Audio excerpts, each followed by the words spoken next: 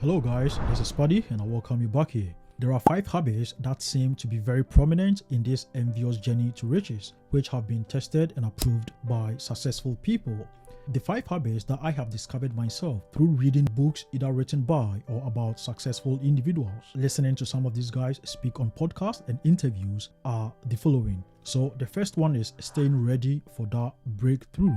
It is a no-brainer that normally it takes just one opportunity for people who are in search for financial freedom to transition from poverty to that state of complete financial independence. The interesting thing is that the timing of that opportunity is so obscured that the only thing you can do within your power to help it is to stay ready for whenever and in whichever form it comes. The life stories of Edwin C. Barnes and Oprah Winfrey are my favorite for people who stayed ready for their breakthrough. Barnes' ultimate dream was to have a partnership with Thomas Edison. He was a man of straw. He had no money, no education, and no connection whatsoever. He, however, decided and tried through the most implausible way to finally meet Edison. And when he did meet him, his preparation throughout the year made him articulate his desire and commitment in clear terms. And for minimum wage, he started working tirelessly for Edison, proving his dedication, commitment, and most importantly, his ever readiness for a bigger role, gradually gaining the trust of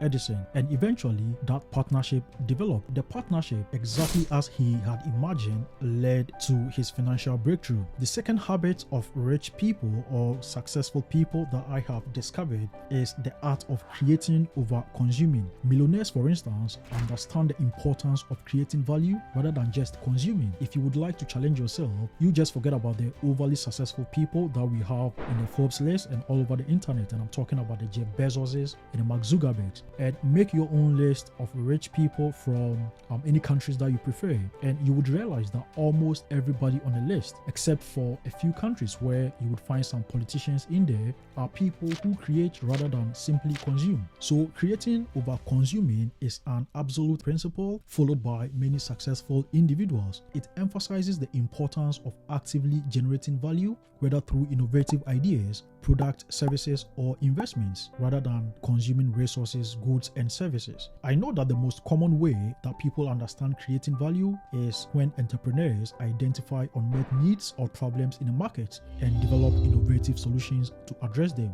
But the most primary form of value creation is that type of investment you make in your skills and personal education. And I'm talking about acquiring new skills, pursuing advanced education, or gaining expertise knowledge in a specific field, which in effect will contribute immensely to the success you aim to achieve.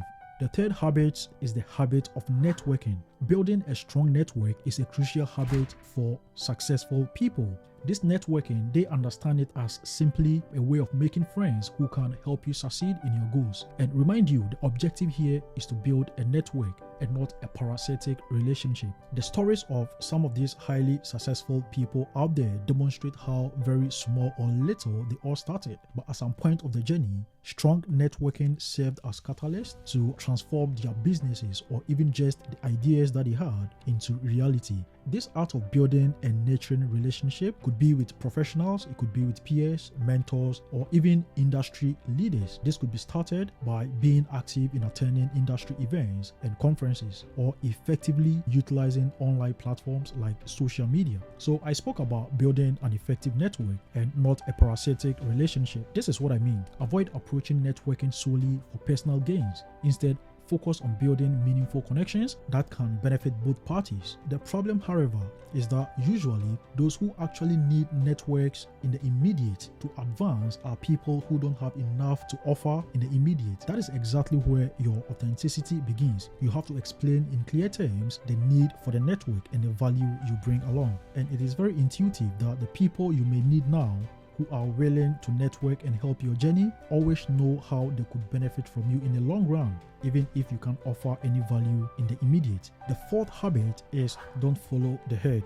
Millionaires have this unique confidence to go against the grain and make independent decisions. They do not allow popular opinion dictate their views, understanding of a subject, and the choices they make. And remind you, I'm not saying they just like going contrary to the status quo just for the fun of doing that. No.